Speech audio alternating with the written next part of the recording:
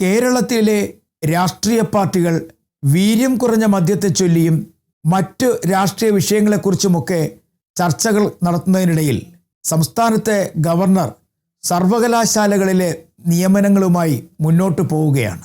കഴിഞ്ഞ ദിവസം കാർഷിക സർവകലാശാലയിൽ താൽക്കാലിക വൈസ് ചാൻസലറെ നിയമിച്ചു. ഡോക്ടർ സജിത റാണിയാണ് താൽക്കാലിക വൈസ് ചാൻസലർ. ഒരു പ്രത്യേകത കൂടിയുണ്ട്. ദേശീയ അധ്യാപക പരിഷത്തിൻ്റെ നേതാവ് കൂടിയാണ് സജിത റാണി. നേരത്തെ മഹാത്മാഗാന്ധി സർവകലാശാലയിലും VC നിയമനം നടത്തിയപ്പോഴും ഇതേ വിവാദം തന്നെ ഉയർന്നിരുന്നു.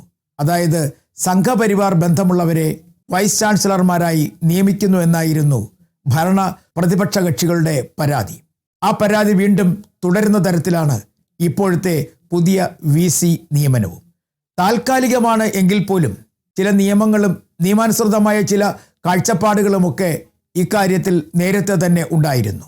പ്രത്യേകിച്ചും സർക്കാരിൻ്റെ പ്രതിനിധി എന്ന നിലയ്ക്ക് കൃഷിമന്ത്രി നൽകുന്ന ഒരു പട്ടികയിൽ നിന്നുമായിരുന്നു സാധാരണഗതിയിൽ വൈസ് ചാൻസലർമാരെ തിരഞ്ഞെടുക്കുന്ന പതിവുണ്ടായിരുന്നത്.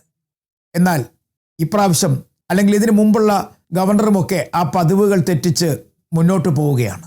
കാർഷിക സർവകലാശാലയിൽ B അശോക് കഴിഞ്ഞ തസ്തികയിലാണ് ഇപ്പോൾ ഡോക്ടർ സജിത റാണിയെ വൈസ് ചാൻസലറായി നിയമിച്ചിരിക്കുന്നത്.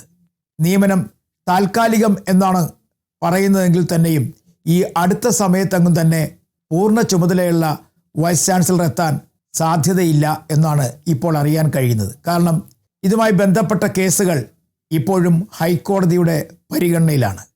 കാരണം UGC നിയമങ്ങൾ അനുസരിച്ച് വൈസ് ചാൻസലറെ നിയമിക്കണം എന്ന് ഗവർണർ പറയുമ്പോൾ അത് അംഗീകരിക്കാനാകില്ല എന്ന നിലപാടിൽ സംസ്ഥാന സർക്കാരും സ്വീകരിച്ചിരുന്നു. കഴിഞ്ഞ LDF സർക്കാരിൻ്റെ സമയത്ത് സാങ്കേതികമായി ഈ പ്രശ്നങ്ങൾ ഉയർത്തിക്കാണിച്ച് വലിയ തരത്തിലുള്ള കേസായിരുന്നു ഹൈക്കോടതിക്ക് മുന്നിൽ എത്തിയത്. ചില ഉത്തരവുകളൊക്കെ അന്ന് ഹൈക്കോടതി പുറപ്പെടുവിച്ചിരുന്നു. നിലവിലെ സാഹചര്യത്തിൽ ആ ഉത്തരവുകൾക്കപ്പുറത്തേക്ക് ഗവർണർ നീങ്ങുന്നു എന്നുള്ള സൂചനകളാണ് നമുക്ക് ഇപ്പോൾ കാണാൻ കഴിയുന്നത്. ഇതിനിടയിൽ കഴിഞ്ഞ ദിവസത്തെ നിയമനത്തെ ചൊല്ലി വലിയ വിവാദങ്ങളും ഉയരുന്നുണ്ട്. ജനാധിപത്യ ധ്വംസനം എന്നാണ് ഉന്നത വിദ്യാഭ്യാസ വകുപ്പ് മന്ത്രി പറഞ്ഞത്. തൊട്ടു പിന്നാലെ കൃഷിമന്ത്രിയും രംഗത്തെത്തി. കൃഷിമന്ത്രി നൽകിയ ആ പട്ടികയിൽ നിന്നും ആരെയും നിയമിച്ചില്ല. ആ പട്ടിക പൂർണ്ണമായും തള്ളിയതിനു ശേഷം സർവകലാശാലകളുടെ ചാൻസലർ കൂടിയായ ഗവർണർ തന്നെ നിയമനം നടത്തുകയായിരുന്നു. അതാണ് ഇപ്പോൾ ചർച്ചയായി മാറിക്കൊണ്ടിരിക്കുന്നത്. നേരത്തെ മഹാത്മാഗാന്ധി സർവകലാശാലയിലെ സിൻഡിക്കേറ്റിലേക്കും ഇത്തരത്തിൽ ഒരു നീക്കം നടന്നിരുന്നു. അതിനെതിരെയും വലിയ തരത്തിലുള്ള വിയോജിപ്പ് ഉയർന്നു. എന്തായാലും കേരളത്തിൽ വീര്യം കുറഞ്ഞ മദ്യവും ഒപ്പം തന്നെ EDയുടെ റെയ്ഡുമൊക്കെ വലിയ ചർച്ചയായി നടക്കുന്നതിനിടയിലാണ് സർവകലാശാലകളിൽ ഇങ്ങനെ നിയമനങ്ങളുമായി ഗവർണർ മുന്നോട്ട് പോകുന്നത്. മുഖ്യമന്ത്രി ഇതുവരെയായിട്ടും കാര്യമായി ഒന്നും തന്നെ പ്രതികരിച്ചിട്ടില്ല. KPCC അധ്യക്ഷനും മൗനത്തിലാണ്. പക്ഷേ ഉന്നത വിദ്യാഭ്യാസ വകുപ്പ് മന്ത്രിയും കൃഷിമന്ത്രിയുമൊക്കെ പറഞ്ഞു തുടങ്ങിയിട്ടുണ്ട്.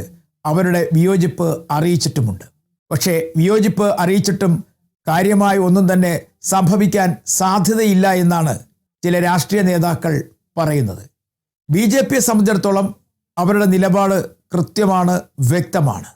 സർവകലാശാലകളിൽ ആധിപത്യം ഉറപ്പിക്കുക എന്നുള്ളത് തന്നെയാണ് അവരുടെ നീക്കം. അതിനായി ഏതു രീതിയിലും അവർ മുന്നോട്ട് പോകും എന്നുള്ളതിൻ്റെ സൂചനയാണ് ഇപ്പോൾ കാർഷിക സർവകലാശാലയിൽ കണ്ടത്. കൃഷിമന്ത്രി പോലും അറിയാതെയായിരുന്നു നിയമനം എന്നാണ് ഇപ്പോൾ പുറത്തു വരുന്ന വാർത്തകൾ. എന്തായാലും കഴിഞ്ഞ ദിവസം ഉന്നത വിദ്യാഭ്യാസ വകുപ്പ് മന്ത്രി ഒരു കാര്യം പറഞ്ഞു. വൈസ് ചാൻസലറുടെ യോഗ്യത എന്താണെന്ന് പോലും തനിക്കറിയില്ല എന്നായിരുന്നു ഉന്നത വിദ്യാഭ്യാസ വകുപ്പ് മന്ത്രിയുടെ പ്രതികരണം.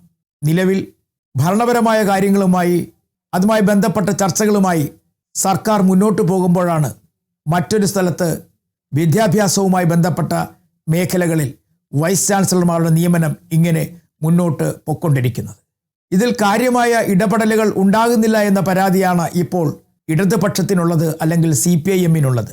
ചോദ്യം ചെയ്യേണ്ട കാര്യങ്ങൾ ചോദ്യം ചെയ്യേണ്ട സമയത്ത് ചോദ്യം ചെയ്യണം എന്നാണ് CPIM നേതാക്കൾ പറയുന്നത്.